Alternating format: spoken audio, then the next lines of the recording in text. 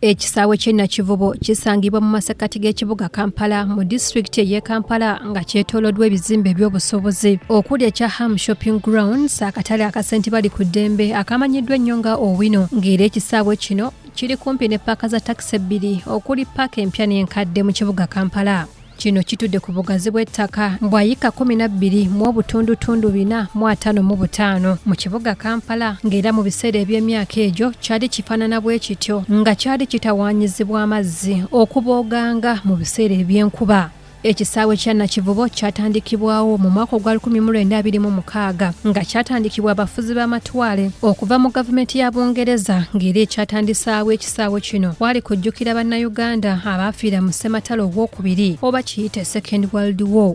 Nga mu mwaka gwa 1954 bano baasalawo okukikulaakulanya okutuukiriza ekitiibwa ky'abannayuganda abaali baafa, ng'era mu mwaka gwa 2000 ekisaawe kino kyazannyibwamu omupiira oguli ku mutendero gw'eggwanga lyattu Uganda, kiyite Uganda National Football Tournament, nga kino kyali kifuuliddwa amaka ga ttiimu eya Sports Club Villa.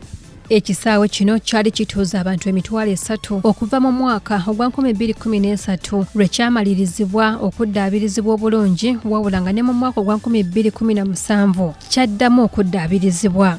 Ekisaawe kino kyafunamu obuzibu mu kuggulwawo mu mwaka gwe gumu ogwa 2013 era nga waliwo okusika omuguwa wakati w'ekitongole ekisolooza omusolo mu ggwanga ekya Uganda Revenue Authority, nga kyali kigambibwa nti obukulembeze obwali butwala ekisaawe kino bwalemererwa okusasula omusolo nga bagguddewo ekisaawe era ne bakiggala okumala omwezi mulamba, era nga mu mwezi ogwokutaano ekisaawe kino kyaggalwawo mu butongole, wabula nga wayitawo wiiki nnamba ate kino ne kiddamu ne kiggulwawo oluvannyuma lw'enteeseganya ezaaliwo, era olw'okuggulwawo kuno kwasobozesa ttiimu y'eggwanga ey'abaana abato abali wansi w'emyaka 17 egya CAF Under 17 Championship, ng'omupiira guno gwali wakati w'eggwanga erya Uganda n'eggwanga erya Zambia, nga gwaliwo ng'ennaku z'omwezi 27 omwezi ogw'omwenda omwaka 2014. Gwe abadde tamanyi byafaayo bya kisaawe kino ng'omaze okubitegeera, kati katukutuuseko ensonga enkulu lwaki twasazeewo okukola emboozi eno. Ebyo byonna nga bimaze okubeerawo mu kisaawe kino, olukiiko oluddukanya ekisaawe lwatuula wamu ne gavumenti okusala amagezi buti ekisaawe kino bwe basobola okukikulaakulanya, okwali ne minisita w'ebyemizannyo mu ggwanga mu mwaka ogwa 2017, era bwe batyo baasalawo okukwaza Ham Enterprises omulimu guno ogw'okuzimba ekisaawe kino, era ng'omulimu gwatandika mu mwezi ogw'omusanvu omwaka 2017 nga bakozesa kampuni enzimbi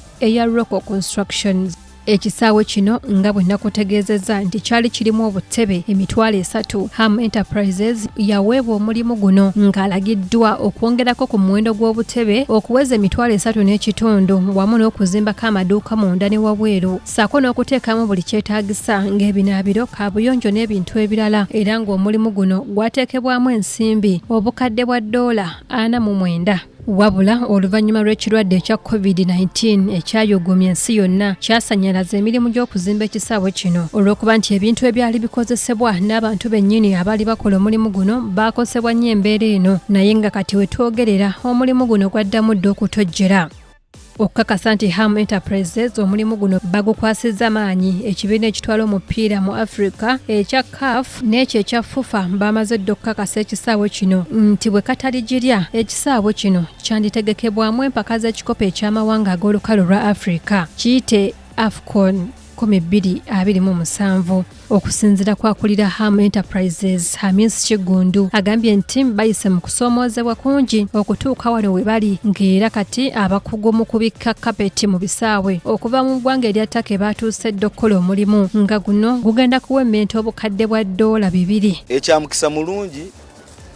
bannamawulire muze mbungi ne mbeerawo ng'abasajja ba kaafu bajja okulambula ekisaawe kino, era mubalabye babadde impressed n'omulimu gwe twakakolako, wadde twafuna okusoomoozebwa kungi nnyo nga tutandika omulimu guno. Mwenna gwe mumanyi ne Katonda w'amaanyi nti tufunye obusobozi obutuusa omulimu wano omugulaba nga bwe guli, era nga mbakakasa nti saawa eno ekisaawe ekisobola okutuuza abantu 200 almost kiwedde, nga mulaba ku saawa eno tuli mu mbeera ya kulenga carpet.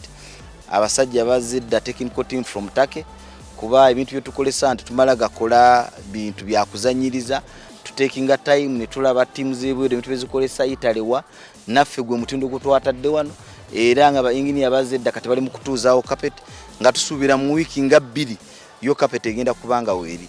Waliwo abagamba nti gavumenti ya kuno kino kijiwe ekyokuyiga nti bannayuganda nabo balina kye basobola okukola okuteeka ettoffaali ku ggwanga lyabwe. Omwaka guno Hamis Kiggundu agamba nti awadde bannayuganda essuubi nti ekisaawe kino kyakuggulwawo mu butongole. Era nga tulina essuubi nti mu mwaka guno tegunnaggwako ekisaawe kino kigenda kuba kitandika okukolesebwa bannayuganda era nga ttiimu yaffe esambirawo ddala omupiira.